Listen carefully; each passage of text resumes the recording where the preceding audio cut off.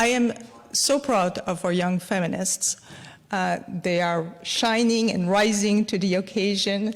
And this program was a collaboration with the older guard. And I'm so thankful for Lois Phillips to lend a hand with all her experience. We are at an inflection point in our democracy here.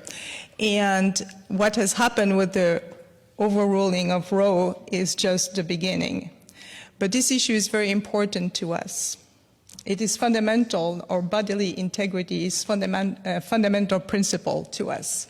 So I'm very looking forward to hearing Erica, Hannah, and the distinguished panel talking about what we can do from here. Hello, everyone. My name is Erica Schweitzer, and I'm happy to welcome everybody to this discussion titled Empowerment for Young People Post-Roe v. Wade. First, I'd like to start with a word about the Young Feminist Committee. As one of the co-chairs, one of our goals is to engage young women at the political level. If you're interested in the Young Feminist Committee, there's more on the website that you can look at. We welcome young adults, teens, college students, and those in the workforce under 30. Now, a word on our program. While there is much being written and said about the SCOTUS decision to overturn Roe v. Wade, what's most important to us, I think, here is what the younger people have to say, the people who are most affected by this issue, people who can still get pregnant or who can get pregnant. A quote from Florida Congresswoman Debbie Wasserman Schultz said that she sees a complacency among the generation of young women whose entire lives have been lived after Roe v. Wade was decided. I want to ask you, do you feel complacent about this decision? I'd bet that you don't. And that's why the Young Feminists are producing this program. We want to hear younger voices and their voices on the impact of the SCOTUS decision from their vantage points. For those who are watching at home via our live stream, each panelist's names will appear beneath them on the screen. If you have any questions for our panelists, please share them in the chat, and our facilitator, Hannah, will get to them at the end during our Q&A session. That's it for now, and thank you. I'll turn this program over to our facilitator, Hannah Sullivan, who is a fellow board member and young feminist. Julia.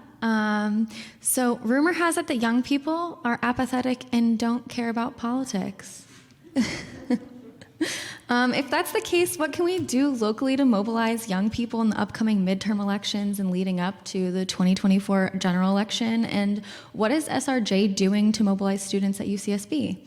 Yeah, before I go into the work that we've been doing, I kind of want to contextualize who we are as an organization. We are a subcommittee of the university's Associated Students Human Rights Board, in addition to being a California campus-based chapter of URGE, which stands for Unite for Reproductive and Gender Equity.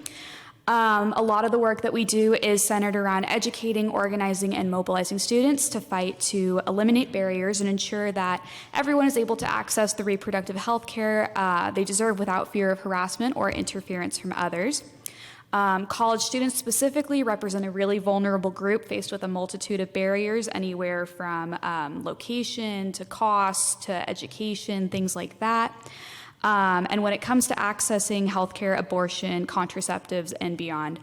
So as an organization, we seek to dismantle these obstacles such that all people are able to enjoy the full range of reproductive freedom that they deserve. With that being said, some of the past projects we've been doing to establish a community presence and get people involved have been things like our condom ferries, where we distribute various resources, including emergency contraception, in addition to information about where you can go to access an abortion. That actually is one of the biggest community issues we have come across. I don't know if I'm allowed to say the name of the clinic, but if you Google abortion Santa Barbara, the thing that comes up that is not Planned Parenthood is actually what is known as a crisis pregnancy center. So making sure that people are aware of these kinds of predatory organizations and able to avoid them, we think is really important. Beyond that, we do movie screenings, followed by discussions to talk about relevant reproductive bills and whatnot. And we have been able to secure a lot of funding through our own student health to ensure that people are able to fund abortions. And with regard to lobbying and the legislative aspect of things, my predecessor, Tiana Owens, who was a great mentor to me, was very, very involved in the Just Care campaign, which was designed to pass SB 24 a few years ago. And for those who don't know, that bill was really focused on making sure that UC and CSU campuses offer medication abortion services at their student health centers by the year 2023. So UCSB has been lucky enough to already have that implemented, but cost still poses a huge barrier to students. I think without insurance, it's standing at $600 right now, which is really just not feasible for college students. So to circle back to the original question, a lot of what we've been doing has been establishing a community presence, making people know that we are a resource. And getting people to back these bills. I know AB 1666 was touched on. That is one that we backed with a letter of support. And something we've been doing lately is tabling at various places on campus, letting people know what these bills are and what they represent, and incentivizing having people back them as well by offering things like yerba mates or free pizza, because that's what all motivates college students. But yeah, we've been really trying to get people to get in contact with their representatives and let them know that these are really, really pressing issues. So yeah, I think I'd be happy to talk more about the work that we've done beyond that, but yeah, we are really focused on mobilizing people in that regard currently. Thank you, Julia. Apathetic, guys. I also wanted to mention, if you don't follow the Condom Fairies on Instagram, whenever they're out, it is so fun. Expanding access everywhere we can, hiring nurses and doctors, opening a new health center in Oxnard. So we've been prepared, unfortunately, for this moment with the Dobbs decision. In the weeks following Dobbs, again, we have seen that steady increase. Since the Dobbs decision, we have seen a 1,000% increase in patients from out of state. Wow. That's roughly 5 to 10 patients a week, primarily from Arizona and Texas, because as we've seen, the dominoes have fallen and continue to fall with the loss of access in states throughout the country. Anecdotally, I can share, some of the stories are not dissimilar to stories that we even see here in California. Patients driving through the night to get here. Patients fleeing abusive relationships. Patients who had appointments and woke up and that right was gone. And got a phone call from a health center saying, we can no longer take care of you. The economic impacts are huge for patients. So we have seen those impacts here locally. And I want to say we're also seeing an increase in patients from other parts of California as access may be impacted, there. For example, in larger metropolitan areas where travel may be easier, folks in those communities are seeking, the first available appointment. And again, we are prepared to care for every patient that comes through the doors at Planned Parenthood, to provide expert care without judgment and with compassion. But it is devastating. It's devastating to see those impacts. We've never before relied on 24 states to provide care for the other states in this country. It's an untenable situation and really should be and is a public health emergency. So to your question about what can we do locally, and I'm really glad that you began your comments with this topic of complacency, because I really want to urge our community to break this feeling of complacency, even here in California, even here in Santa Barbara and on the Central Coast. Where we are now did not happen overnight. It was through decades of concerted, strategic, focused effort from the anti-abortion movement. And it is sadly going to take decades to get us back. So it has to start now. And it has to start with every single person in this room, every generation, at all levels of government. And I think really importantly, as other speakers have shared, we have to truly see that the fight for abortion rights cannot be divorced from racial justice and LGBTQ justice, cannot be divorced from economic justice, and cannot be divorced from comprehensive sexual and reproductive health care and education. So if you just think about that, that is a huge movement of people that need to link arms to fight for our collective rights. And that's really, policy decisions, administrative actions, community activist work in so many different justice movements. And this is really the time to start and strengthen this movement because they're not going to stop at abortion, as we all know. We need to be ready for that, even here in California. So it's critical that we pass Prop 1 and that it is a resounding victory. And that's not even the floor. We need to keep going even past that. Thanks, Liz. In 1972, the right to contraception for single people was determined to be a fundamental right. And then finally in 1973, the right to pre-viability abortion in Roe v. Wade was decided. And I want to note that I said pre-viability abortion. And this is where the Supreme Court found that they needed to balance rights.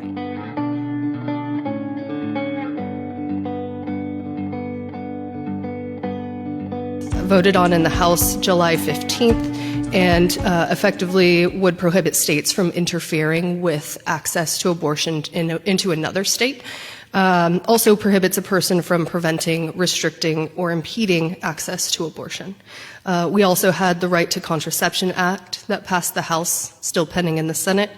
And we're really just kind of at the will of a couple senators in getting this actually codified into law. So it's interesting to see right now what's happening, and the mention of the same-sex marriage, we're looking at it really, really closely right now.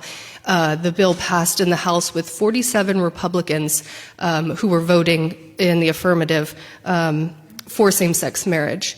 So now that it's over into the Senate, everyone's really looking closely to see where the members are going to go. Quite a few pieces of legislation that have been in motion, and part of it is we saw in May when the news or when it was leaked, right? The decision was leaked.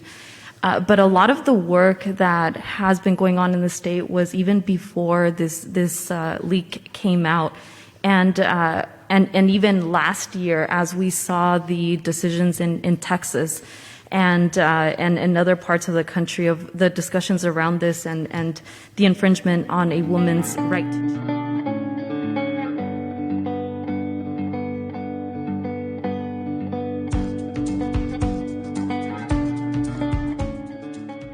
Before we wrap up, I was wondering if each panelist might offer one suggestion for a young person, something they could do or consider. I'll start with Julia and we can just go down. I certainly think just making yourself aware of all the things that are happening, all of the bills that are at the state level. I know big cases like Dobbs, which overturned Roe, get a lot of media traction, and that is undeniably important. It does get people riled up. It does make people act.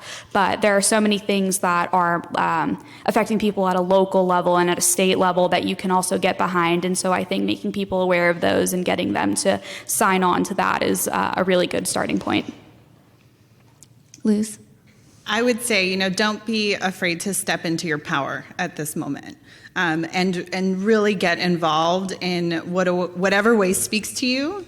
Here locally, that's of course if you're a student, joining groups at your college or university, joining groups like SBWPC or like Planned Parenthood.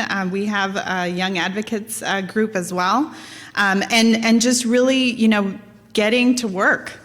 There's so much work that we can do, so many different campaigns or policy campaigns that we can get involved with. And I have seen the power of young people in the work that I get to do every day. And, they give me optimism. And I know that they are just getting started. Erica?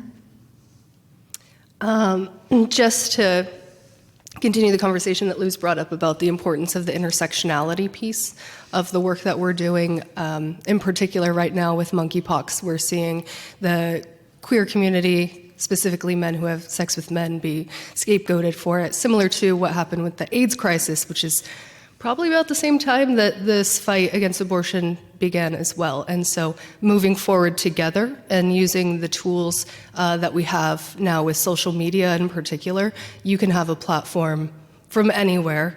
And I think that has been most evidenced by Olivia, 19-year-old Olivia, I forget her last name. Juliana.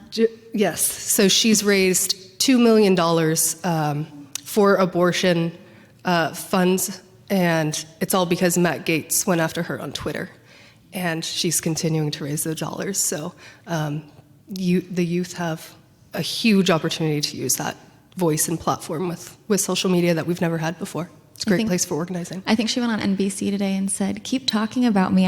I'm raising more money than you." Yep. Of Vianey?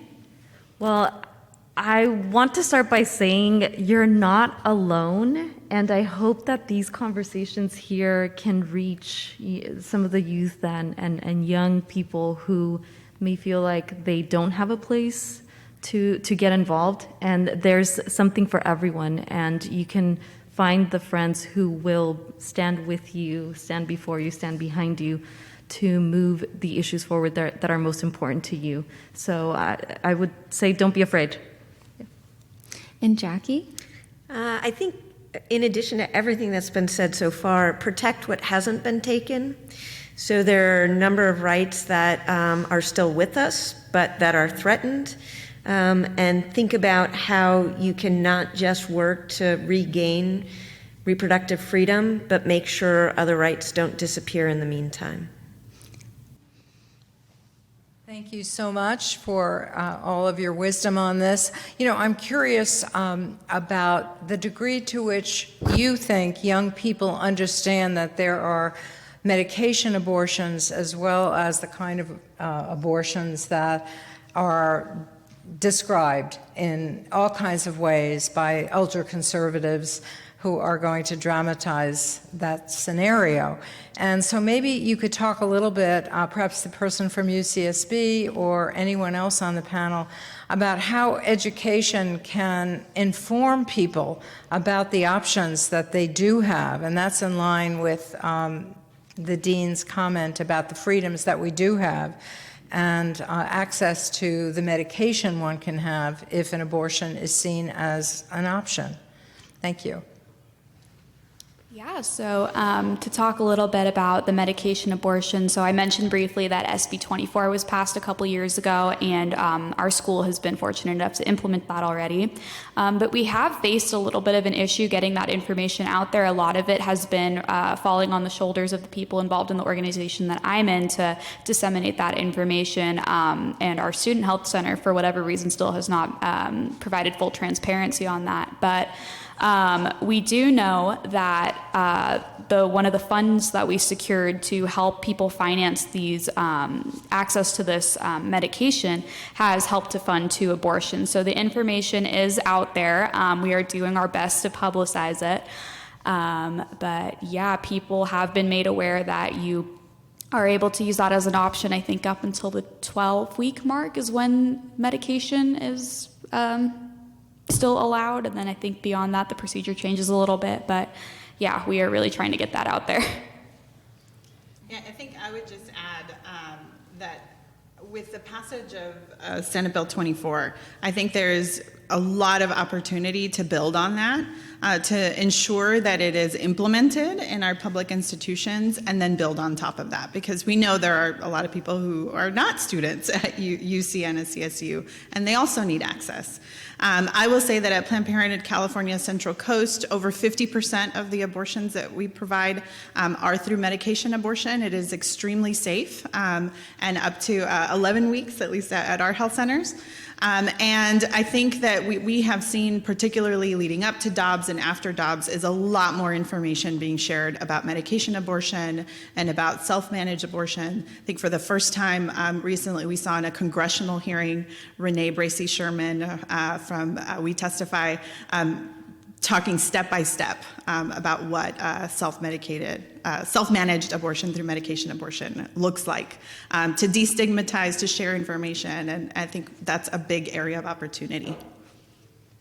Did you have something? Yes, Hannah, thank you. I wanted to add because, the question was specifically about medication abortion that is available, but part of the conversation is just the education, sexual education that should be, is happening in schools, right? And the challenges that we've seen even here in Santa Barbara County being challenged by communities in the implementation of this, and that's a larger part of it. And so one of the pieces that in this year's budget that was included and signed by the governor was a Reproductive Justice and Freedom Fund, and that is grants to community-based reproductive health rights and justice organizations to conduct accurate and culturally competent outreach. And I think that's part of it in ensuring that people know what is available and what resources and rights we have. Thanks. All right, I have some questions that people sent in beforehand. The first one that I have is, how can Santa Barbara or California protect doctors who perform abortions on those who come from out of state, where those states criminalize abortions? Are there any protections for those doctors? Protections locally? Yes, in Santa Barbara, California. I think Luz might be the best person to answer. Or Vianey, yeah. Well, Luz can definitely add to it, but that is the bill that was signed that afternoon when the decision came out, and that is to protect providers from any civil liability. Great. And then our second question that we have is, how can our community in Santa Barbara help those who need to come here from another state to get an abortion? You can donate to abortion funds. That is the number one thing that you can do to provide that practical support. For those that are interested in other types of practical support, our abortion fund here in California is Access Reproductive Justice, accessrj.com. They have a practical support network where you can sign up to be a volunteer. They are vetted, and you may be called upon to provide other types of practical support. I will caution that if you do sign up to be a volunteer, please be patient. I know they are fielding a very high volume of interest, but donating to abortion funds, and if you're interested in that practical support network, going to accessrj.com. Yeah. Just a quick follow-up on that, because I know it's one of the outstanding issues, and SB 8 in Texas is a good example where anyone who helps a woman obtain an abortion may be at risk for civil liability, and many states are trying to mimic SB 8. So how are we handling that idea of potential liability if you are assisting a woman in gaining an abortion? Well, I think I'd point once again to the bill that Vianey talked about, which provides that liability protection, and that went into effect with urgency immediately when the governor passed it for folks in California, which is all I can speak to. And that extends beyond the healthcare provider to anyone who provides assistance. So it'd be patients and providers. Wonderful. Thanks. So in Gardina on September 6th, we'll be taking a vote to endorse Proposition 1 in our city. And so perhaps just a call to action following up on some of the comments that were made earlier about things that we can do locally, perhaps just a call of action to our other local jurisdictions to weigh in, because every time we get it in the local paper or on social media and other places, it's an opportunity for people to have conversations and engage and learn more about what Proposition 1 is and what it isn't, and to get the word abortion out there. Thank you. I'd like to thank the panelists for their time that they gave to preparing for this discussion and sharing your ideas, your opinions, and expertise on this matter. It is so important to hear from all of you. From anybody watching at home, please know that any unanswered questions you sent via the chat will be responded to in the upcoming President's newsletter. The Young Feminist Committee wants to expand, so we want to hear your voice and join others. If you're interested in joining, please contact me personally. If you're here in person, my email can be found on the flyer that you may have received when you came in. And if you're watching online, I'll provide that information in the live stream chat. If there's any takeaways that I would like to share from this panel, is that we can feel empowered when we decide who will make the laws and policy decisions that will impact your life. Together as young feminists and older feminists, we can lead the way to a better future. Thank you so much, everybody, for coming.